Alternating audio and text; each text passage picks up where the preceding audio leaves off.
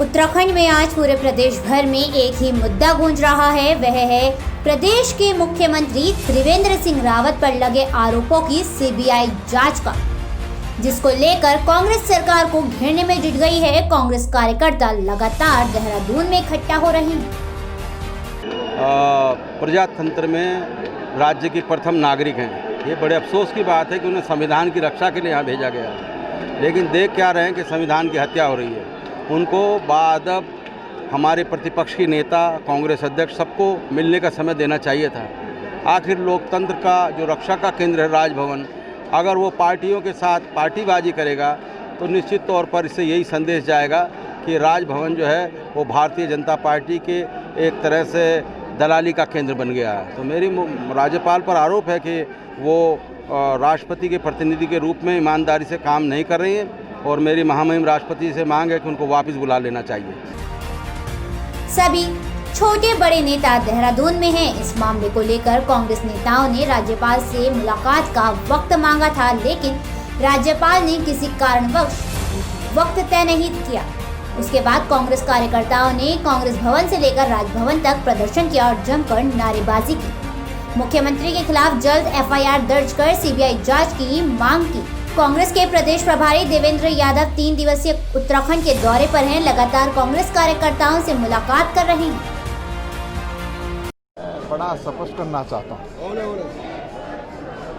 High court ने एक निर्णय दिया जिसमें उन्होंने कहा कि प्रदेश के मुख्यमंत्री के खिलाफ सीबीआई एफआईआर दर्ज करे और उनके ऊपर जो भ्रष्टाचार के गंभीर आरोप लगे हैं उसकी जांच करने का काम। हम मुख्यमंत्री जी से कहना चाहते हैं, यदि वास्तव में भ्रष्टाचार पर जीरो टॉलरेंस की बात वो करते हैं तो नैतिकता के आधार पर तत्काल प्रभाव से वो त्यागपत्र देने का काम। हमने राज्यपाल महोदया जी से समय मांगा था, हमको समय नहीं मिल पाया है, इसलिए आज राज्यपाल आवास कूच करने का काम जो है हम कांग्रेस से करते हैं। नहीं, हमारी कोई नाराज़गी नहीं है। मुझे लगता है कि केंद्र सरकार के दबाव में संवैधानिक पद है महामहिम राज्यपाल जी का, मुझे लगता है कि वो दबाव में है, नहीं तो वो इस राज्य की राज्यपाल हैं, महामहिम हैं। यहाँ का कोई भी नागरिक अगर उनके सामने अपनी बात रखना चाहता है तो उसको समय मिलना चाहिए। और आज जो है ये 24 घंटे हो गए हैं, उन्होंने कांग्रेस के प्रतिनिधि मंडल को, कांग्रेस जो अपनी बात रखना चाहती है हाईकोर्ट में, जिस तरह से यहाँ के मुख्यमंत्री और सरकार को इंगित किया गया है भ्रष्टाचार के मामले में, उसमें अपनी बात रखना चाहते थे, तो बात सुनना उनका काम है। संविधान के अनुसार उस पर कार्रवाई करें, ये भी उनका काम है। उन्होंने समय नहीं दिया। मैं बधाई देता हूँ प्रदेश कांग्रेस कमेटी को और हमारे जो इंचार्ज हैं देवेंद्र यादव जी को कि उन्होंने जो है एक अच्छा एक कदम उठाया है। और ये गंगा यमुना प्रसूता धरती है, उसको भ्रष्टाचार का अड्डा कांग्रेस नहीं बनने देगी, हम लोग नहीं बनने देंगे। इसलिए जो है हम लोग वहाँ कूच कर रहे हैं। ऐसे में इस वक्त हाईकोर्ट के इस निर्देश के बाद कांग्रेस को एक बड़ा मौका मिल गया है राज्य सरकार को घेरने का।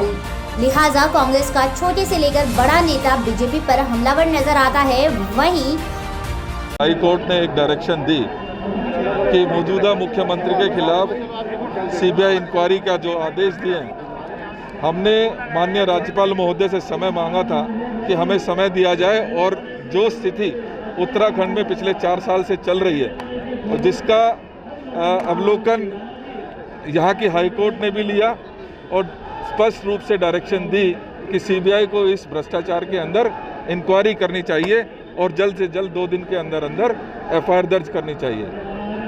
बहुत दुखद है कि राज्यपाल महोदय बार बार आग्रह करने के बाद हमें समय नहीं दे पा रहे हैं। लिहाजा हमने ये फैसला किया है कि कांग्रेस सरकार, कांग्रेस जो हमारी पार्टी है, वो मजबूती के साथ इस मुद्दे को लेकर देहरादून से हर डिस्ट्रिक्ट, हर ब्लॉक और हर गांव में तक पहुंचेगी और ये भ्रष्ट सरकार को उखाड़ फेंकने का काम करेगी।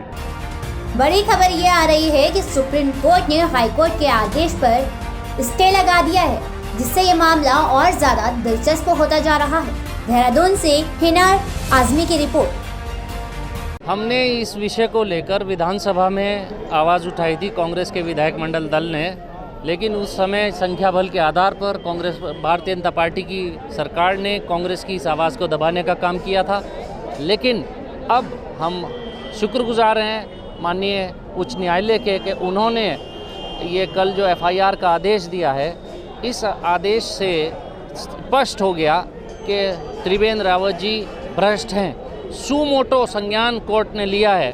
अगर हाई कोर्ट के आदेश पर एफआईआर हो रही, किसी व्यक्ति विशेष के कहने पर एफआईआर होती तो यह है कि भाई उसमें जांच की गुंजाइश है, जांच हो। लेकिन जब एफआईआर हो गई, अब एफआईआर को मुख्यमंत्री जी सत्ता में रहते हुए भारतीय जनता पार्टी की सरकार में ये जांच को प्रभावित करने का काम करने की संभावनाएं हैं। तो हम राज्यपाल, महामहिम राज्यपाल से हमने समय मांगा। खेद का विषय है कि महामहिम राज्यपाल ने इस लोकतांत्रिक प्रक्रिया में सिंगल लार्जेस्ट विपक्ष को, कांग्रेस के विधायकों को, कांग्रेस के लोगों को टाइम देने से मना किया, जो कि अलोकतांत्रिक है। इसकी भी निंदा होनी चाहिए। और हम अब राज्यपाल के, महामहिम राज्यपाल के गवर्नर हाउस पर हम पूछ करेंगे और हम मांग करेंगे कि नैतिकता के आधार पर माननीय मुख्यमंत्री जी इस्तीफा दें, ताकि इस जांच को प्रभावित ये ना कर सकें।